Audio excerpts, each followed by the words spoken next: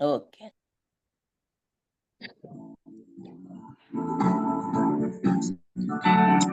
యేసయ్య నామము నా ప్రాణ రక్ష, గొర్రె పిల్ల రక్తమున ఇంటి సురక్ష. యేసయ్య నామము నా ప్రాణ రక్ష, గొర్రె పిల్ల రక్తమున ఇంటి సురక్ష. నాశనకరమైన తెగులుకైనా భయపడను, నేను భయపడను. నాశనకరమైన తెగులుకైనా భయపడను, నేను భయపడను.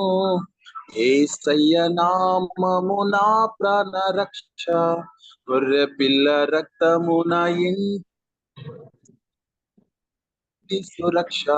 యేసయ్య నామము నా ప్రాణ రక్ష, గొర్రె పిల్ల రక్తమున ఇంటి సురక్ష. రోగ భయం మరణ భయం తొలగిపోవును యేసు నామములో. రోగ భయం మరణ భయం తొలగిపోవును యేసు నామములో. యేసయ్య నామము నా ప్రాణ రక్ష, గొర్రె పిల్ల రక్తమున ఇంటి సురక్ష. యేసయ్య నామము నా ప్రాణ రక్ష, గొర్రె పిల్ల రక్తమున ఇంటి సురక్ష. అపాయమేమియు దరికి రాదు, కీడెదియు నా గదికి రాదు. అపాయమేమియు గదికి రాదు, కీడెదియు నా గదికి రాదు. యేసయ్య నామము నా ప్రాణ రక్ష, గొర్రె పిల్ల రక్తమున ఇంటి సురక్ష. యేసయ్య నామము నా ప్రాణ రక్ష, గొర్రె పిల్ల రక్తమున ఇంటి సురక్ష. పరలోక సేన నన్ను కాయును, పరలోక తండ్రి నా తోడుండును. పరలోక సేన నన్ను కాయును, పరలోక తండ్రి నా తోడుండును. యేసయ్య నామము నా ప్రాణ రక్ష, గొర్రె పిల్ల రక్తమున ఇంటి సురక్ష. యేసయ్య నామము నా ప్రాణ రక్ష, గొర్రె పిల్ల రక్తమున ఇంటి సురక్ష. యేసుని నామమే స్తుతించెదం, వ్యాధుల పేరులు మరచెదము. యేసుని నామమే స్తుతించెదం, వ్యాధుల పేరులు మరచెదము. యేసయ్య నామము నా ప్రాణ రక్ష, గొర్రె పిల్ల రక్తమున ఇంటి సురక్ష. యేసయ్య నామము నా ప్రాణ రక్ష, గొర్రె పిల్ల రక్తమున ఇంటి సురక్ష. Praise the lord. దేవుని నామమున. థ్యాంక్ యూ పాస్టర్ గారు, మంచి పాట పాడారు.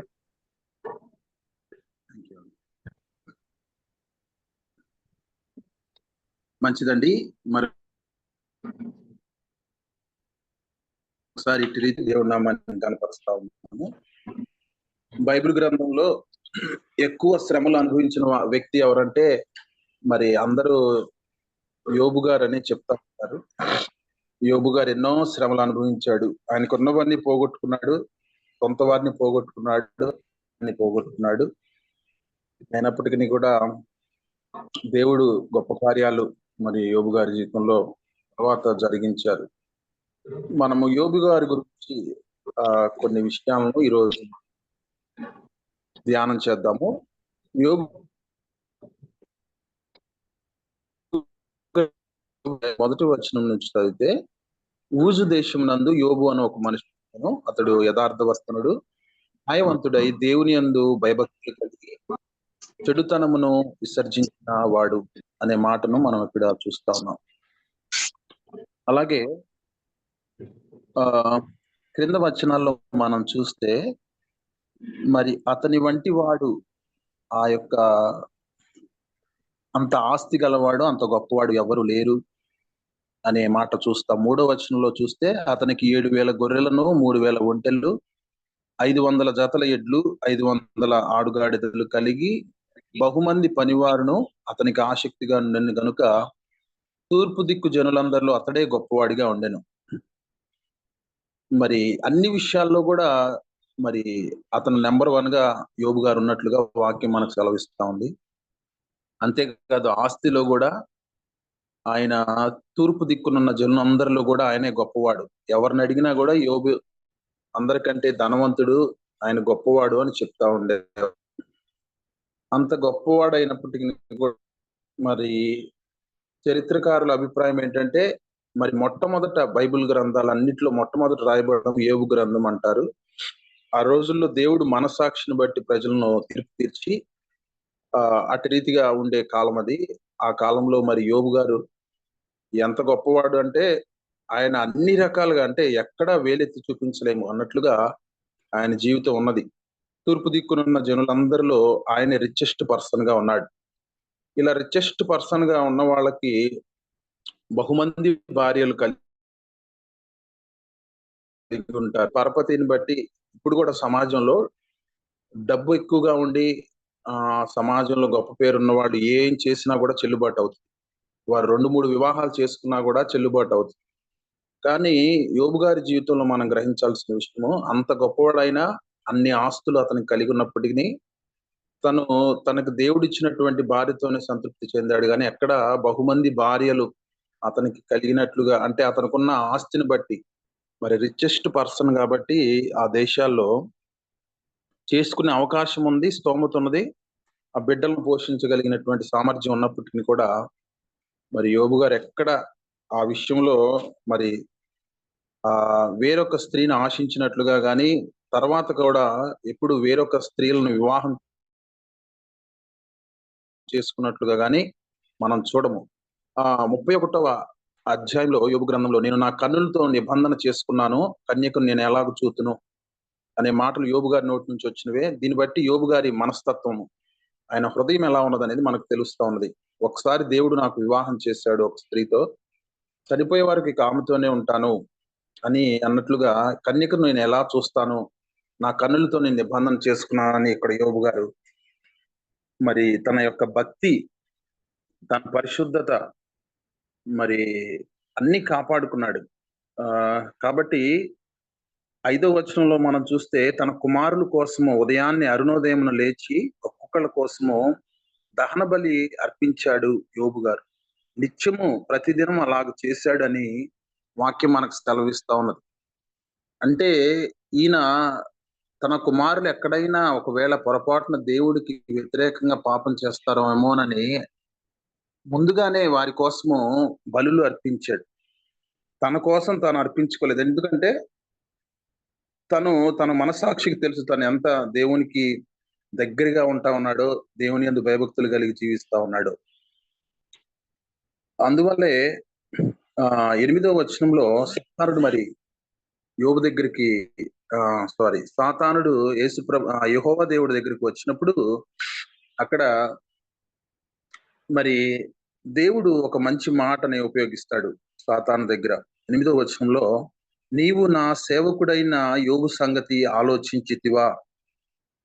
చూడండి, ఇక్కడ సాక్షాత్తు దేవుడే మరి యోబు గురించి సాక్ష్యం ఇస్తా ఉన్నాడు. ఏమని సాక్ష్యం ఇస్తా ఉన్నాడు అంటే, నా సేవకుడైనటువంటి యోబు అనే మాటని మరి దేవుడు ఉపయోగిస్తా ఉన్నాడు.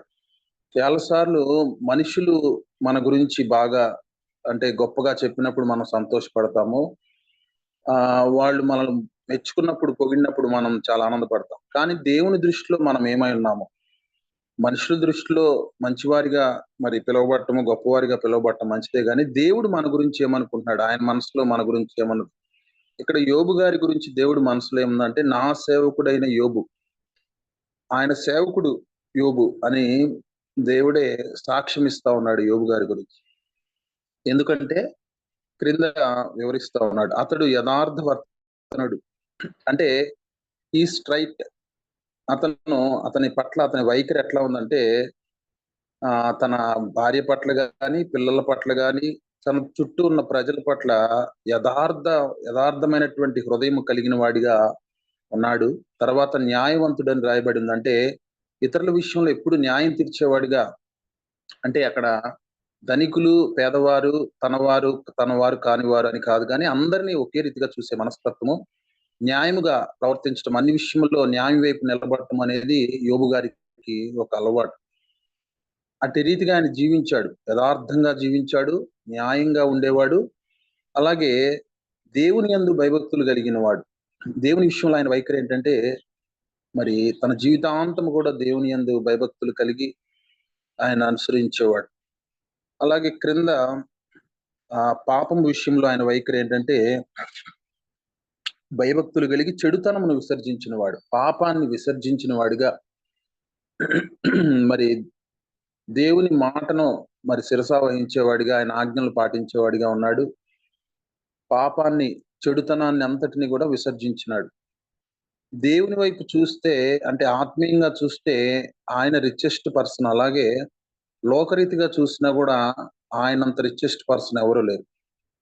ఇలా ఇంత గొప్ప స్థాయిలో, స్థితిలో ఉండి మరి అనుదినము తన పిల్లల కోసము, మరి అరుణోదయమున లేచి వారి కోసము మరి బలులు అర్పిస్తూ అటు రీతిగా జీవిస్తున్నటువంటి యోబు జీవితంలో మరి సాతానుడు, మరి చూసావా నా యోబు ఘనత, అంటే ఎంత గొప్పవాడో నా యొక్క బిడ్డ, నా సేవకుడు అన్నప్పుడు, అతను ఊరకనే నిన్ను మరి, అంటే నీకు నమ్మకంగా ఉండడం లేదు, కానీ నీవు అతన్ని దీవిస్తున్నావు కాబట్టి, నీవు అతన్ని విస్తరింపజేస్తున్నావు కాబట్టి, అతనికి ఆస్తులు ఇచ్చావు కాబట్టి, అతను ఏమీ లోటు లేకుండా సమస్తము నీవు అతనికి అనుగ్రహించావు కాబట్టి, అతను నిన్ను వెంబడిస్తా ఉన్నాడు, నువ్వంటే ఇష్టపడుతున్నాడు, నీ ఇష్టానుసారంగా నువ్వు ఎట్లా చెప్తే అలా జీవిస్తున్నాడు. ఎందుకంటే నువ్వు అన్నీ ఇచ్చావు. నువ్వు అతనికి అతని చుట్టూ కంచె వేసితివి అనే మాటను ఇక్కడ మనం చూస్తా ఉన్నాం. అంటే సమృద్ధిని ఇచ్చాడు దేవుడు, సమస్తము యోబుకు అనుగ్రహించాడు. అలాగే మరి యోబు గారి కుటుంబం చుట్టూ, వారి చుట్టూ కంచె వేశాడు. కాబట్టి వెంటనే దేవుడే మరి ఒక అవకాశాన్ని సాతానుడికి ఇస్తూ ఉన్నాడు. 12వ వచనంలో మనం చూస్తే, మొదటి అధ్యాయము యోబు గ్రంథం 12వ వచనం, యెహోవా ఇదిగో అతనికి కలిగిన సమస్తము నీ వశమునున్నది, అతనికి ఏమాత్రము ఏ హానియు చేయకూడదని అపవాదికి సెలవీగా వాడు ఆయన సన్నిధి నుండి బయలు వెళ్ళెను. ఇక్కడ మనం చూస్తే దేవుడే, సరే ఇదిగో నీకు ఒక అవకాశం ఇస్తా ఉన్నాను, అన్ని ఇచ్చాను కాబట్టి నన్ను స్తుతిస్తా ఉన్నాడు, నాకు నమ్మకంగా ఉన్నాడు అని అనుకుంటున్నావు కదా. నా సేవకుడి మీద నాకు నమ్మకం ఉంది. ఇవన్నీ తీసేసినా కూడా మరి అన్ని ఉన్నప్పుడు, సమృద్ధి ఉన్నప్పుడు ఎలా నన్ను స్తుతించి, నన్ను వెంబడించి, నన్ను ఆరాధించాడో, అన్ని తీసేసిన, అన్ని పోయినప్పటికి కూడా నన్ను అట్టి రీతిగా వెంబడిస్తాడు అని ఒక అవకాశాన్ని సాతానుడికి ఇచ్చినప్పుడు, మనం బైబిల్ గ్రంథంలో చూస్తే చాలాసార్లు విన్న మాటలే. మరి వారి పనివారు చనిపోతారు, అలాగే గొర్రెల మందలు, యోబు గారి గొర్రెల మందలన్నీ కూడా, అవన్నీ కూడా చనిపోయినట్లుగా, తర్వాత వెంటనే ఒక సేవకుడు వచ్చి, ఇదిగో అయ్యా మీ యొక్క కుమారులు కుమార్తెలు అందరూ చనిపోయారు అని చెప్తారు. ఆ తర్వాత అతనికి ఒక భయంకరమైనటువంటి వ్యాధి మరి వచ్చి అటువంటి చిల్ల పెంకులతో తన యొక్క శరీరాన్ని గీక్కుంటూ అటువంటి భయంకరమైనటువంటి పరిస్థితుల్లోనికి వెళ్ళిపోయాడు. ఒక రకంగా చెప్పాలంటే క్రొత్త నిబంధనలో మరి లాజరు ధనవంతుడు కథలో లాజరు ఎలాగైతే మరి శారీరకంగా మరి రోగగ్రస్తుడై ఉన్నాడు, అంత భయంకరమైనటువంటి రోగాలు బారిన యోబు గారు సడన్ గా, ఇవన్నీ కూడా చాలా తక్కువ సమయంలో వెంటనే జరిగిపోయినాయి. ఇటువంటి పరిస్థితుల్లో మరి యోబు గారు, సాతానుడు యోబు గారికి ఇటువంటి పరిస్థితిని కలుగు చేశాడు. ఎందుకంటే దేవుడే అతనికి అవకాశం ఇచ్చాడు. ఆ కంచె వేసింది దేవుడే, ఆ కంచె కొద్ది కాలం తీసివేసింది దేవుడే.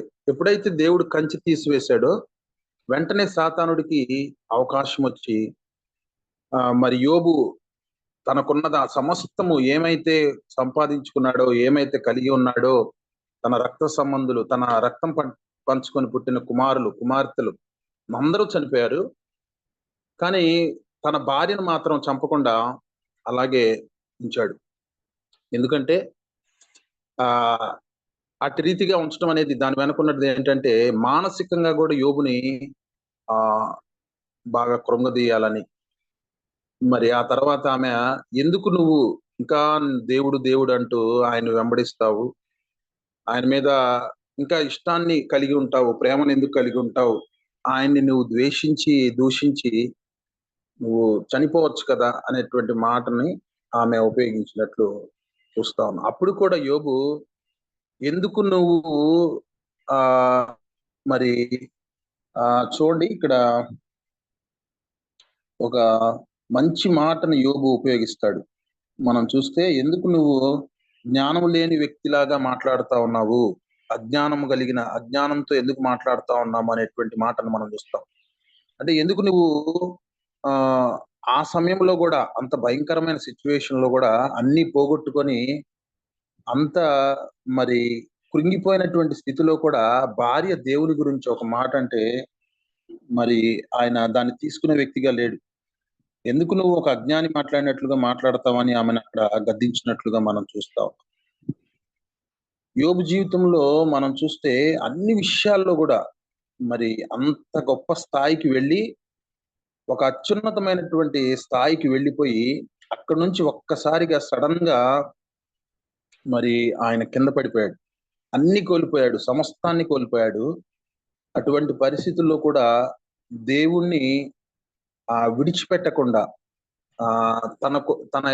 తన ఎలాగైతే అంతకు మునుపు ఉన్నాడో అలాగే యథార్థతను దేవుని ఎడల కలిగి ఉన్నాడు. 2వ అధ్యాయము, యోబు గ్రంథం 2వ అధ్యాయము 9వ వచనంలో మనం చూస్తే, భార్య వచ్చి, నీవు ఇంకనూ యథార్థతను వదలకుందువా, దేవుణ్ణి దూషించి మరణము కమ్మనగా, అందుకతడు, మూర్ఖురాలు మాట్లాడినట్లు నీవు మాట్లాడుచున్నావు, మనము దేవుని వలన మేలు అనుభవించుదుమా, కీడు మనము అనుభవింపతగదా అని. చూడండి, ఇక్కడ మూర్ఖురాలు అనే మాట కూడా ఆమెను అంటలేదు. మూర్ఖురాలు మాట్లాడినట్లు నువ్వు మాట్లాడుచున్నావు. ఒక మూర్ఖురాలు ఉంటే ఆమె ఎట్లా మాట్లాడిద్దో అలా మాట్లాడుతున్నావు, కానీ నువ్వు మూర్ఖురాలు కాదు. బ్యాలెన్స్డ్ గా ఇలాంటి భయంకరమైన సిచ్యువేషన్ లో మరి భయంకరమైన అవస్థ పడుతూ తన భార్యతో ఎంత మరి చక్కగా, ఎంత మరి అంటే ఆ సిచ్యువేషన్ లో మనం ఉంటే అట్లా మాట్లాడగలుగుతామా అంటే అది సాధ్యమా అనిపించేటట్టు ఎంత చక్కగా మాట్లాడుతున్నాడు. మూర్ఖురాలు మాట్లాడినట్లుగా నువ్వు మాట్లాడుతా ఉన్నావు అని చెప్తూ, మనము దేవుని వల్ల మేను అనుభవించుదుమా, కీడు మనము అనుభవింపతగదా అనే మాటలు అంటూ ఉన్నారు. అంటే ఎంత ఆధ్యాత్మికమైన పరిపక్వతను ఇక్కడ యోబు గారు ప్రదర్శిస్తున్నారంటే, దేవుడి వలన కేవలం మనం మేలే అనుభవించాలా, ఆయన వలన కీడు అనుభవించతగదా అనే మాటను ఇక్కడ చూస్తా ఉన్నాం. అంటే మనకు మేలు కలిగినా లేకపోతే మనకు కీడు సంభవించినా దానికి కారణం దేవుడే. కాబట్టి మేలు కలుగు చేసినప్పుడు ఎలా ఉన్నామో, కీడులో ఉన్నప్పుడు కూడా దేవుణ్ణి అలాగే మనము వెంబడించబద్దులమై ఉన్నాము. ఆయన అలాగే అటువంటి పరిస్థితుల్లో కూడా మనము ఆయనకి కృతజ్ఞతాస్తుతులు చెల్లించ బద్దులమై ఉన్నాము అనే మాటను మనం ఇక్కడ చూస్తాము. చాలా మంది విశ్వాసులు ఇప్పటికి కూడా మరి ఏదైనా కష్టం వచ్చిందంటే సాతానుడు పంపించాడు, సాతానుడే ఈ రోగాన్ని పంపించాడు, లేకపోతే ఈ కష్టాన్ని పంపించాడు అనుకుంటూ ఉంటారు.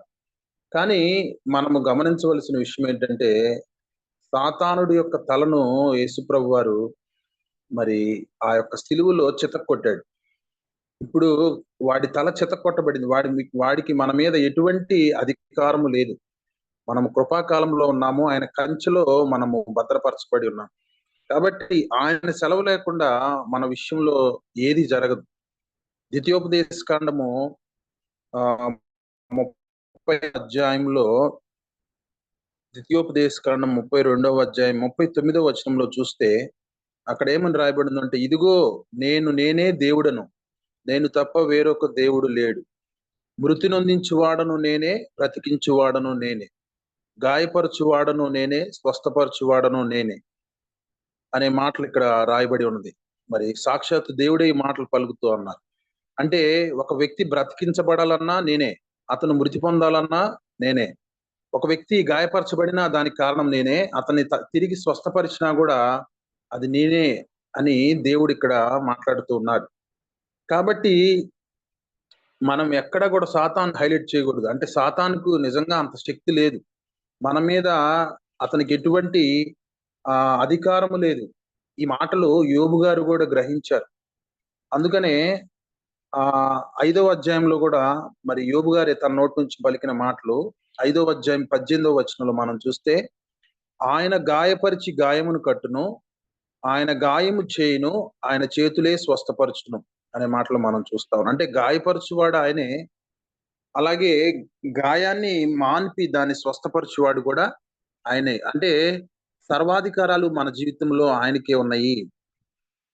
మనకి ఏది కలిగినా అది మన దేవుని వల్లనే కలుగుతా ఉన్నది. కొన్నిసార్లు మనం చేసిన పాపం వలన మనము దేవుని దగ్గర నుంచి శిక్షను పొందుకుంటాము. కొన్నిసార్లు మరి యోబు గారి లాగా మనం కూడా దేవుడు మనం టెస్ట్ చేయడానికి, అంటే పరీక్షించడానికి కొన్ని శోధనలు, శ్రమలు, అనారోగ్య పరిస్థితులు మన జీవితంలో అనుమతిస్తారు. మూడవదిగా మన జీవితంలో శ్రమలు ఎందుకు వస్తాయంటే మనల్ని పరిపూర్ణతలోనికి నడిపించడానికి, దేవుని సారూప్యంలోనికి, క్రీస్తు యేసు సారూప్యంలోనికి మనల్ని పరిపూర్ణంగా నడిపించడానికి ఈ శ్రమలు అనేవి ఒక విశ్వాస జీవితంలో వస్తాయి.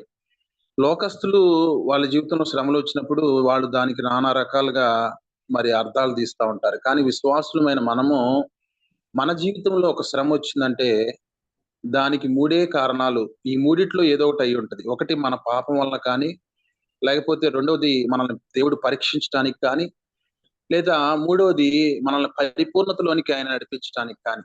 చూడండి, మరి పౌలు గారు కూడా ఎన్నో అద్భుతాలు పౌలు గారి ద్వారా దేవుడు జరిగించాడు. ఎన్నో మందిరాలు కట్టించాడు. ఎంతో గొప్ప పరిచర్య పౌలు గారి చేత జరిగించారు. కానీ పౌలు గారిని ఎప్పుడో ఒక సమస్య పట్టి పీడిస్తా ఉండేది. ఆయన యొక్క కంటి సమస్య ఆయన్ని బహు బాధ పెడుతూ ఉన్నప్పుడు తాళలేక మరి పౌలు గారు, దేవా ఈ సమస్యను లేకపోతే అనారోగ్యాన్ని నుంచి నాలోంచి తీసివేయమన్నప్పుడు దేవుడు ఏమన్నాడంటే, నా కృప నీకు చాలును అనే మాటను. అంటే నా కృప నీకు చాలునంటే ఆ సమస్యల నుంచి నిన్ను విడిపించను, ఆ అనారోగ్యం నీ నుంచి తీసివేయను, కానీ దానికి బదులుగా దాన్ని భరించడానికి, దాన్ని సహించడానికి నా కృపను నీకు ఇస్తాను అనే అర్థం అనమాట. కాబట్టి నా కృప నీకు చాలు, మై గ్రేస్ ఈజ్ సఫిషియెంట్ అని దేవుడు మరి పౌలు గారితో మాట్లాడినట్టుగా వాక్యం మనకు సెలవిస్తా ఉంది. కాబట్టి కొంతమంది విశ్వాసుల జీవితంలో కానీ, సేవకుల జీవితంలో కానీ వారిని పరిపూర్ణతలోనికి నడిపించడానికి ఒక పర్మనెంట్ ముళ్ళు అనేది దేవుడు వారి జీవితంలో ఉంచుతాడు. అంటే బిడ్డలు రక్షించబడకపోవటం కానీ, భర్త మారకపోవటం కానీ, ఏదో ఒక అనారోగ్య సమస్య, దీర్ఘకాలిక వ్యాధితో వారు బాధపడుతూ ఉంటారు. ఎంతో కాలంగా ప్రార్థన చేస్తూ ఉంటారు కన్నీటితో. మరి ఎంతో మంది ప్రార్థనా సహాయం కోరినప్పటికీ దాని నుంచి, సమస్య నుంచి విడుదల పొందరు. చనిపోయే వారికి అది వారితోనే ఉంటుంది. ఇది దేనికి అంటే దేవుడు ఆ సమస్యను మనలో ఉంచి పరిపూర్ణతలోనికి మనం నడిపించడానికి దాన్ని ఉపయోగించుకుంటూ ఉంటారు. ఒకవేళ ఆ సమస్య మన నుంచి తీసివేస్తే మనకు తెలియదు, కానీ భవిష్యత్తులో మనం దేవునికి సారూప్యంలోనికి మార్చబడలేము. పరిపూర్ణతలోనికి రామని ఎరిగిన దేవుడు, భవిష్యత్తు ఎరిగిన దేవుడు దాన్ని మనలోనే ఉంచుతాడు.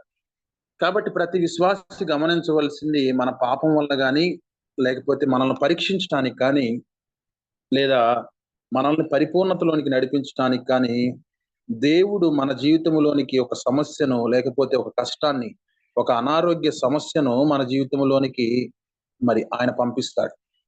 అంతేగాని మనము ఏనాడు సాతాను చేతుల్లో చిక్కే అంటే మనము అటువంటి దుస్థితిలో మనము లేము. ఎందుకంటే ఎలాగైతే యోబు గారికి, వారి కుటుంబానికి దేవుడు కంచె వేశాడో, అలాగే మనకు కూడా, మన జీవితాలకు కూడా మనకున్న ప్రతి దానికి చుట్టూ ఆయన ఒక రక్షణ వలయాన్ని, ఒక కంచెని ఉంచాడు. కాబట్టి ఏ విషయంలో మనం భయపడవలసిన అవసరం లేదు. కానీ యోబు గారి లాగా ఏ స్థితిలోనైనా, అంటే సంపన్న స్థితిలోనైనా, దీన స్థితిలోనైనా, ఆయన ఏ స్థితికైనా చాలిన దేవుడని ఆయన్ని మనము ఎల్లప్పుడూ స్తుతించేవారిగా, ఎటువంటి పరిస్థితుల్లోనైనా కూడా స్తుతించేవారిగా ఉండాలి. ఆ తర్వాత మనం చూస్తే మరి యోబు గారికి స్నేహితులైనటువంటి ఎలీఫజు, బిల్దదు, అలాగే జోఫరు అనేటువంటి 3 స్నేహితులు మరి అతని దగ్గరికి వచ్చినట్లుగా సమాచారం విన్నారు. ఇదిగో మీ యొక్క స్నేహితుడైనటువంటి యోబు సడన్ గా ఏమైందో ఏమో గాని తనకున్న సమస్తాన్ని కోల్పోయాడు, తన బిడ్డలను చనిపోయారు, తను కూడా మరి మధ్య కొట్టుమిట్టాడుతా ఉన్నాడు అన్నప్పుడు ఆ ముగ్గురు స్నేహితులు మరి తన స్నేహితుడిని పలకరించాలని, అతన్ని ఓదార్చాలని వచ్చారు. వచ్చిన ముగ్గురు స్నేహితులు మరి అతని పరిస్థితిని చూసి, అతని దుస్థితిని చూసి వారు ఎంత షాక్ తిన్నారంటే, యోబు గ్రంథం 2వ అధ్యాయం 13వ వచనంలో మనం చూస్తే, అతని బాధ అత్యధికముగా నుండెనని గ్రహించి ఎవరునూ అతనితో ఒక్క మాట అయినను పలుకక రేయింబవలు 7 దినములు అతనితో కూడా నేలను కూర్చుండిరి. చూడండి ఇక్కడ ఎంత అంటే మనం ఊహించుకుంటే ముగ్గురు స్నేహితులు వచ్చారు ఆయన ఓదార్చాలి, అతనితో మాట్లాడాలని. కానీ వారు ఆయన స్థితిని చూసి షాక్ తిని దాదాపుగా 7 రోజులు రా 7 రాత్రులు 7 పగలు ఆయనతో ఒక్క మాట కూడా మాట్లాడకుండా అతని వైపు జస్ట్ అట్లా చూస్తా ఉండిపోయారు. అంటే ఆయన దీన స్థితిని చూసి వాళ్ళకేం అర్థం కాలేదన్నమాట. అంటే ఆ రోజుల్లో ఉన్నటువంటి ఒక నానుడు ఏంటంటే, ఎవరైనా మరి ఎవరైనా అభివృద్ధి పొందుతూ ఉంటే అతను దేవుని యందు భయభక్తులు కలిగి ఉండటం వల్లనే అట్లా అభివృద్ధి పొందుతున్నాడు అతను, అతని కుటుంబం అని. ఒకవేళ అతని జీవితంలో ఏదైనా నష్టం గాని, కష్టం గాని వస్తే ఏదో దేవునికి వ్యతిరేకంగా పాపం చేశాడు కాబట్టే ఇతను ఈ విధంగా శిక్షించబడ్డాడని నమ్మేవాళ్ళు బలంగా. కాబట్టి వీళ్ళ మనసుల్లో ఏముందంటే, స్నేహితుల మనసుల్లో యోబు ఏదో పాపం చేసుంటాడు, ఎక్కడో తప్పిపోయి ఉంటాడు. అతడు నిజమే యథార్థవంతుడు, న్యాయవంతుడు, యెహోవా యందు భయభక్తులు కలిగి చెడుతనమును విసర్జించిన వాడు అయినప్పటికీ మనిషి కాబట్టి బలహీనతలు కొన్ని ఉంటాయి కాబట్టి ఎక్కడో అతను తప్పిపోయి ఉంటాడు. అందువల్లే అతనికి నష్టము, అందువల్లే ఈ కష్టం వచ్చింది, అందువల్లే ఈ అనారోగ్య పరిస్థితిని దేవుడు తీసుకొని వచ్చాడు అని వాళ్ళు భావించారు. అయినప్పటికీ అసలు 7 దినాలు అతన్ని అలా చూస్తూ ఉండిపోయారు, అతనితో మాట్లాడలేదంటే వాళ్ళు కూడా ఎంత బాధలో ఉన్నారో అతన్ని చూస్తూ మరి ఎంత ఏడ్చుకొని ఉంటారో. 7 దినాలు భయంకరమైనటువంటి స్థితిలోనికి సాతానుడి ద్వారా మరి దేవుడు అనుమతించినప్పుడు సాతానుడి ద్వారా మరి యోబు గారు అంత భయంకరమైనటువంటి స్థితిలోనికి, అంటే ఒక అవకాశం దొరికింది నాకు, ఇక నేనేంటో చూపిస్తాను అన్నట్లుగా సాతానుడు మరి అతని ప్రాణాన్ని తప్ప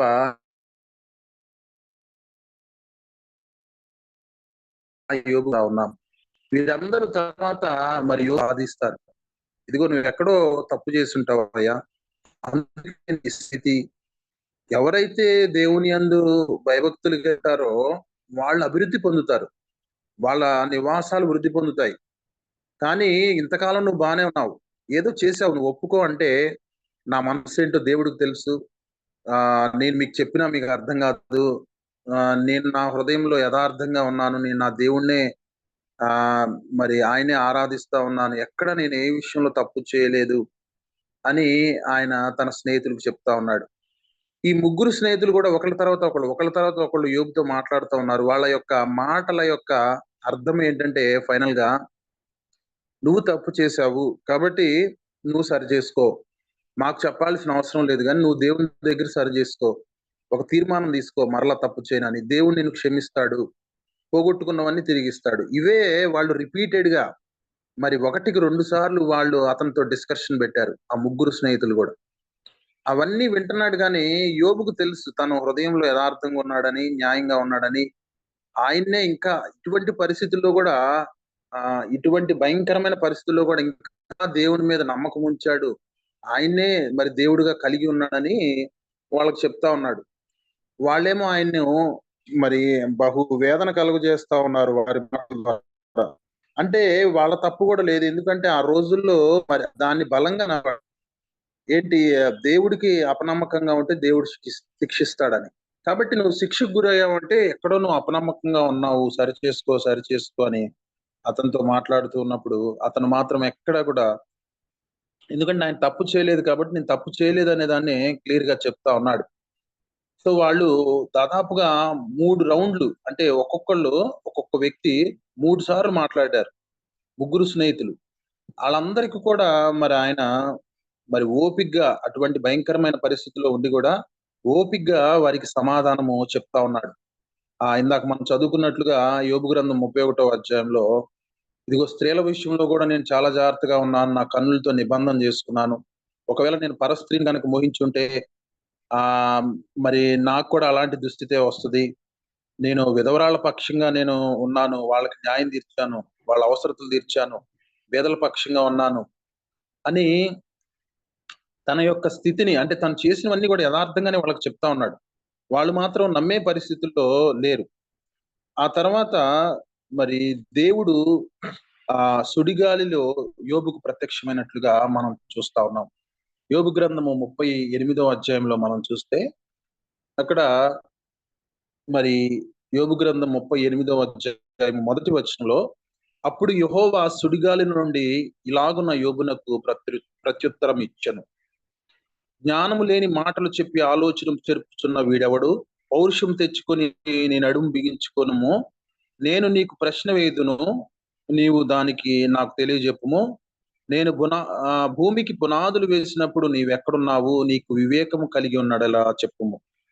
చూడండి, యెహోవా దేవుడు ఇటువంటి భయంకరమైన పరిస్థితుల్లో అందరినీ కోల్పోయాడు, ఆరోగ్యాన్ని కోల్పోయాడు. ఉన్న భార్య కూడా తన పరిస్థితిని అర్థం చేసుకోలేక, ఇదిగో ఆయన పరిస్థితిని చూడలేక, మెయిన్ అసలు ఆ భర్త యొక్క పరిస్థితిని చూడలేక, ఎంత గొప్పగా బతికిన వ్యక్తి ఇట్లాంటి పరిస్థితికి వచ్చేసాడే అని చూడలేక అంత ప్రేమించింది భర్తని. కాబట్టి ఇంక భర్త దుస్థితిని చూడలేక ఆమె ఏమంటుందంటే, నువ్వు దేవుని దూషించి ఇంక చనిపో, నా కళ్ళ ముందు ఉంటే నేను చూడలేకపోతున్నాను అని ఆ ఉద్దేశంతో ఆమె చెప్పినప్పుడు, అలాగే వచ్చినటువంటి ముగ్గురు స్నేహితులు కూడా ఆయన అర్థం చేసుకోలేక వాళ్ళ వాదన వాళ్ళు వినిపిస్తా ఉన్నప్పుడు, శారీరకంగా మానసికంగా కృంగిపోయి మరి ఇక చావు లాస్ట్ మినిట్స్ లోకి వచ్చేసాడేమో, ఇంకా అన్ని విషయాల్లో సహనం కోల్పోయినటువంటి పరిస్థితుల్లో మరి దేవుడు ప్రత్యక్షమైనప్పుడు ఎవరైనా మనం ఏమనుకుంటామంటే, ఆ దేవుడు ప్రత్యక్షమయ్యాడు కాబట్టి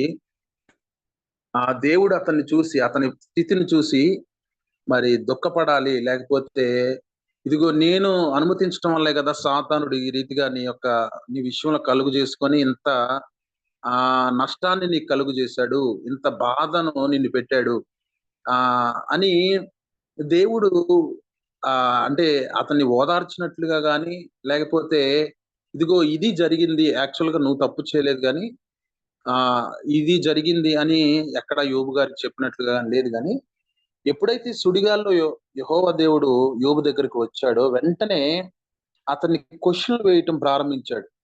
ఇదిగో నీ నడుం కట్టుకో, నేను అడిగే క్వశ్చన్లకు సమాధానం చెప్పు. ఇది మన ఎవ్వరం కూడా ఈ పరిస్థితిని గెస్ట్ చేయలేము. ఎవరికైనా మనం కష్టాల్లో ఉన్నప్పుడు, బాధల్లో ఉన్నప్పుడు దేవుడు మనకు ప్రత్యక్షమై మనల్ని ఓదారిస్తే, ఆయన వాక్యం ద్వారా, ఆయన మాట ద్వారా మనల్ని బలపరిస్తే బాగుండు అనుకుంటాం. మనకంటే ఇంకా బలంగా యోబు గారు కూడా అనుకున్నాడు ఆయనకున్న పరిస్థితిని.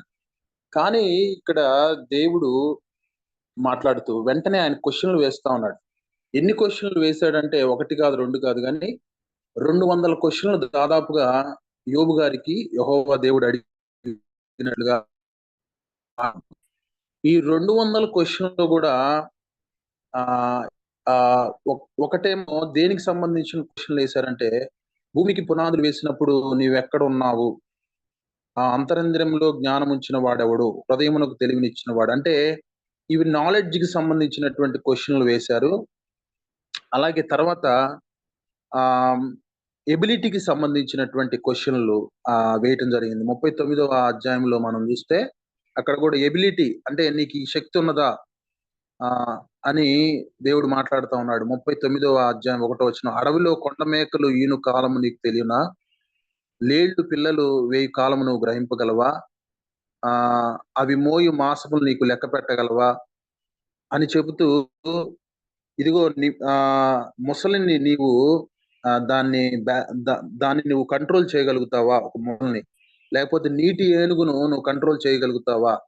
ఇవేమో ఎబిలిటీకి సంబంధించినటువంటి క్వశ్చన్స్. రెండోదేమో నీకు తెలుసా, భూమికి పునాదులు వేసినప్పుడు నువ్వు ఎక్కడున్నావు నీకు తెలుసా? లేకపోతే జ్ఞానం అనేది ఎక్కడి నుంచి వస్తా ఉన్నది? వెలుతురు ఎక్కడి నుంచి వస్తా ఉన్నది?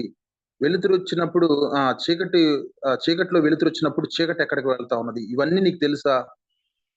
వీటి మొదలు నీకు తెలుసా అని దేవుడు ఒకటి ఎబిలిటీకి సంబంధించిన క్వశ్చన్స్ యోబు గారిని అడుగుతా ఉన్నాడు. రెండవది నాలెడ్జ్ కి సంబంధించిన క్వశ్చన్లు దేవుడు అడుగుతా ఉన్నాడు. ఇవి ఎందుకు అడుగుతా ఉన్నాడంటే, యోబు గారు బయటికి చెప్పలేదు కానీ, వారి స్నేహితులతో కానీ, భార్యతో కానీ, తన హృదయంలో ఏమనుకుంటున్నాడంటే, తను చాలా జ్ఞానం కలిగిన వాడని, అలాగే తనకు అన్ని ఎబిలిటీస్ ఉన్నవని తను మనసులో అనుకుంటూ ఉన్నాడు.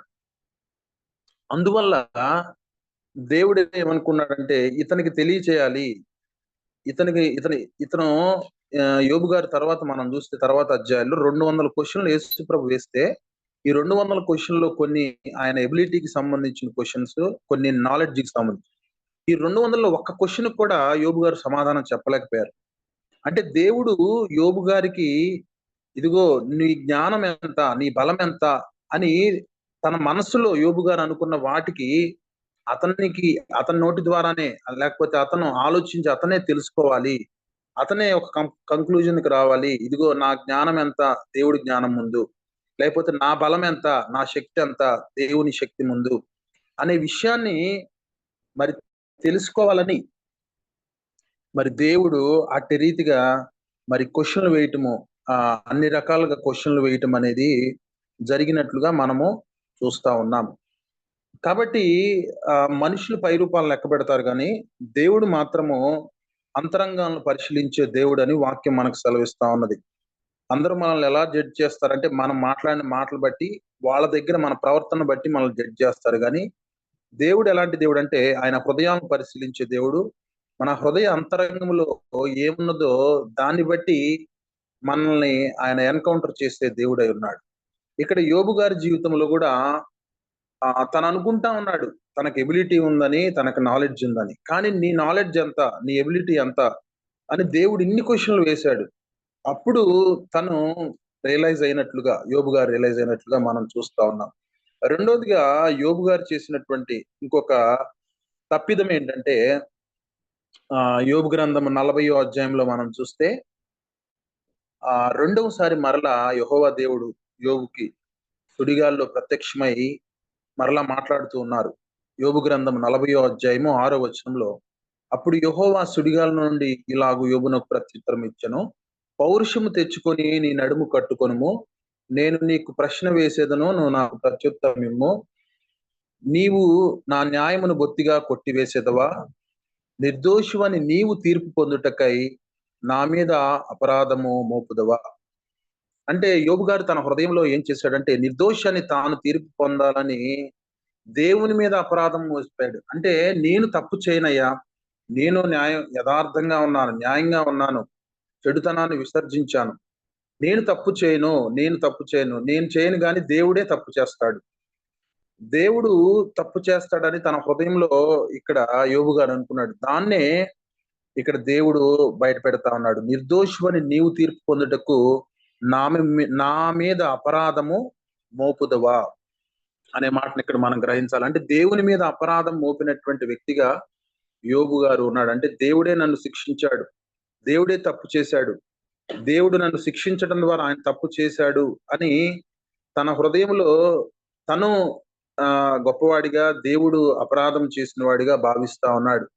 అందువల్లే దేవుడు ఇంకా క్వశ్చన్లు మరి యోబు గారికి వేసినప్పుడు ఆ విషయాలను బట్టి యోబు గారు ఏం చేశాడంటే 42వ అధ్యాయము, యోబు గ్రంథం 42వ అధ్యాయము 5వ వచనం నుంచి చదువుతా ఉన్నాను. యోబు గ్రంథము 42వ అధ్యాయము 5వ వచనం. వినికిడి చేత నిన్ను గూర్చిన వార్త నేను వింటిని, అయితే ఇప్పుడు నేను కన్నులారా నిన్ను చూచున్నాను, కావున నన్ను నేను అసహించుకొని ధూళిలోను బూడిదలోను పడి పశ్చాత్తాపడుచున్నాను. అంటే ఈ కంక్లూజన్కి వచ్చిన తర్వాత ఇంకేం తెలుసుకున్నాడంటే 3 విషయాలు అతను గ్రహించాడు. దేవుడు ఎప్పుడు తప్పు చేయడు, దేవుడు ఏది చేసినా దాని వెనక ఒక గంభీరమైనటువంటి ఉద్దేశం అనేది ఉంటది తప్ప ఆయన తప్పు చేసే దేవుడు కాదు. మనుషుల్లాగా ఆయన పొరపాటును కూడా తప్పు చేసే దేవుడు కాదు. ఆయన మీద అపరాధము మోపకూడదని తెలుసుకున్నాడు. అలాగే ముందు వచనాల్లో మనం చదివినట్లుగా దేవుడు సర్వశక్తిమంతుడు, ఆయన జ్ఞానంతో మన జ్ఞానాన్ని పోల్చుకోవడానికి మనము ఆ ధైర్యం కూడా చేయకూడదు. ఆయనకున్న జ్ఞానము అది అపరిమితమైనది, మనకున్న జ్ఞానము పరిమితమైనది. అలాగే మనకున్న బలము, మనకున్న శక్తి సామర్థ్యాలు అవి చాలా పరిమితమైనవి, కానీ అపరిమితమైనటువంటి శక్తి సామర్థ్యాలు కలిగిన వాడు ఆయన. మనము కేవలము మనుషులము వట్టివారిమి అనే విషయాన్ని గ్రహించి బూడిదలో పడి తను తాను అసహించుకొని ధూళిలో బూడిదలో పడి పశ్చాత్తాపడినట్లుగా మనం ఇక్కడ చూస్తా ఉన్నాం. ఈ యొక్క రిపెంటెన్స్ లోనికి యోబు రావాలని దేవుడు ఈ 200 క్వశ్చన్లు మరి యోబుకు సంధించడం జరిగింది. మరి ఈ దేవుడు అనుకున్నట్లుగానే 200 క్వశ్చన్లు వేసిన తర్వాత దేవుని యొక్క సార్వభౌమాధికారాన్ని, దేవుని యొక్క గొప్పతనాన్ని, దేవుడి యొక్క మరి ఆయనకున్న సర్వశక్తులను మరి అంటే ఆయనకున్న జ్ఞానాన్ని, ఆయన ఎంత గొప్ప దేవుడో తెలుసుకున్నాడు యోబు గారు. అలాగే తను ఎంత చిన్నవాడో దేవుని ముందు తెలుసుకొని ఆయన అసహించుకొని ధూళిలో పడి బూడిదలో పడి పశ్చాత్తాపడుతున్నట్లుగా మనం చూస్తా ఉన్నాం. కాబట్టి తర్వాత దేవుడు అతని జీవితంలో తను ఏమైతే కోల్పోయాడో వాటన్నిటిని కూడా తిరిగి అనుగ్రహించినట్లుగా వాక్యం మనకు సెలవిస్తా ఉన్నది. బిడ్డలను కోల్పోయాడు, బిడ్డలను దేవుడు ఇచ్చాడు. ఆస్తులను కోల్పోయాడు, ఆస్తులు దేవుడు తిరిగి ఇచ్చాడు. పశు సంపదను దేవుడు తిరిగి ఇచ్చాడు. ఏమైతే కోల్పోయాడో సమస్తం కూడా మరలా దేవుడు ఇచ్చాడు. ఈ యొక్క ఈ పాయింట్స్ దేవుడు అతనికి గుర్తు చేయాలి, లేకపోతే ఈ రిపెంటెన్స్ లోనికి నడిపించాలి అంటే దేవుడి యొక్క సార్వభౌమాధికారం ఏంటో యోబు తెలుసుకోవాలని దేవుడు ఇటు రీతిగా అతన్ని మరి 200 క్వశ్చన్లు వేసిన తర్వాత మరి చివరికి ఫైనల్ గా మరి దేవుని సన్నిధిలో పశ్చాత్తాపడినట్లుగా మనం చూస్తా ఉన్నాం. అంటే ఒక విశ్వాస జీవితంలో కూడా, ఒక క్రైస్తవుడు అని చెప్పుకునే వారి జీవితంలో కూడా విధేయత కాదు కానీ రిపెంటెన్స్ అనేదే పరలోకానికి నడిపిస్తా ఉన్నది. రిపెంటెన్స్ ఎవరికి లేకుండా మా బంధువుల్లో కూడా కొంతమంది ఉన్నారు, వాళ్ళు పుట్టినప్పటి నుంచి క్రైస్తవులే కానీ మేమేం తప్పు చేయలేదు కాబట్టి మేము దేవుని సన్నిధిలో మా పాపాలు అంటే మేమేం పాపం చేయలేదు కాబట్టి ఒప్పుకోవాల్సిన అవసరం లేదు, రిపెంట్ అవ్వాల్సిన అవసరం లేదు అన్నట్లుగా వాళ్ళు జీవిస్తా ఉన్నారు. అంటే లోకరీతిగా వాళ్ళు మంచివారిగా ఉన్నారు కానీ వారి హృదయంలో వారు చెడిపోయినటువంటి సంగతిని వారు గ్రహించలేకపోతా ఉన్నారు. కాబట్టి మనము యేసు ప్రభు గారి జీవితంలో మనం చూసినప్పటికి కూడా మరి దేవుడు మరి ఆ యొక్క శిలువ మీద వేలాడుతున్నప్పుడు మరి ఒక దొంగ ఏమో దేవుణ్ణి దూషిస్తాడు, అతని దేవుని యొక్క శక్తిని శంకిస్తాడు. కానీ మరొక దొంగ, అయ్యా నువ్వు నిజముగా దేవుని కుమారుడు, మేము చేసిన దానికి మేము శిక్ష అనుభవిస్తున్నాము. ఫైనల్ గా నేనేం అడుగుతున్నానంటే అంటే పశ్చాత్తాపడుతూ ఆ దొంగ మరి దేవుని సన్నిధిలో నీ రాజ్యంతో వచ్చేటప్పుడు నన్ను జ్ఞాపకం చేసుకోమంటే యేసు ప్రభు వారు వెంటనే ఆ దొంగకి నిశ్చయిత ఇస్తాడు, నేడు నీవు నాతో కూడా పరదేశంలో ఉంటావని. ఆ వెంటనే తను ఏం చెప్పాలో పశ్చాత్తాపడి ఒక్క మాట చెప్పాడు. మరి ఆ ఒక్క మాటతో తను మరి చనిపోయి వెంటనే ఆ దేవునితో పరదేశకు వెళ్ళినట్లుగా వాక్యం మనకు సెలవిస్తా ఉన్నది. కాబట్టి విశ్వాసులైనా, రక్షించబడిన వారైనా, రక్షించబడని వారైనా గ్రహించాల్సింది ఏంటంటే విధేయత కాదు కానీ మరి పశ్చాత్తాపముతో కూడిన రిపెంటెన్స్ తో కూడినటువంటి విధేయతను దేవుడు మన నుంచి కోరుతున్నాడు. యోబు నుంచి కూడా అదే కోరుకున్నాడు, మన నుంచి కూడా అదే కోరుతా ఉన్నాడు. ఎవరైతే రిపెంట్ అవుతారో వాళ్ళకి ఖచ్చితంగా పరలోకం ఉన్నది. ఎవరైతే రిపెంట్ అవ్వకుండా మిగతావన్నీ చేస్తారో అవన్నీ చేసినా కూడా వారు పరలోకాన్ని స్వతంత్రించుకోలేరు. కానీ ఆ రిపెంటెన్స్ అనేది మనల్ని పరలోకానికి నడిపిస్తుంది. అలాగే ఆయన సార్వభౌమాధికారాన్ని ప్రశ్నించగలిగినటువంటి వారము మనము కాదు, ఆ అర్హత గాని యోగ్యత గాని మనకు లేదు అనే విషయాన్ని మనం గ్రహించాలి యోబు గ్రంథం ద్వారా. అలాగే దేవుడు హృదయాంతరంగాలను పరిశీలిస్తాడని ఈ మాటలు ఏవి కూడా యోబు తన స్నేహితులతో గాని తన భార్యతో పంచుకోలేదు. కానీ దేవుడు గ్రహించి ఆ యొక్క క్వశ్చన్స్ వేయటం ద్వారా తనలో రియలైజేషన్ తీసుకొచ్చినట్లుగా మనం చూస్తా ఉన్నాం. కాబట్టి ఆయన హృదయాంతరంగాలు పరిశీలించే దేవుడు. మనుషులకి ఏది అసాధ్యమో, ఏది చేయలేరో అది మన విషయంలో ఆయన చేసే దేవుడని మనం గ్రహించబద్దులమై ఉన్నాము. మరి అట్టి రీతిగా మనము నేర్చుకున్నటువంటి ఆధ్యాత్మిక పాఠాలను మన యొక్క విశ్వాస జీవితంలో ఉపయోగించి దేవునికి మరింత ఇష్టలుగా జీవించే కృప దేవుడు మనకు అనుగ్రహించును గాక. ఆమేన్. ప్రార్థన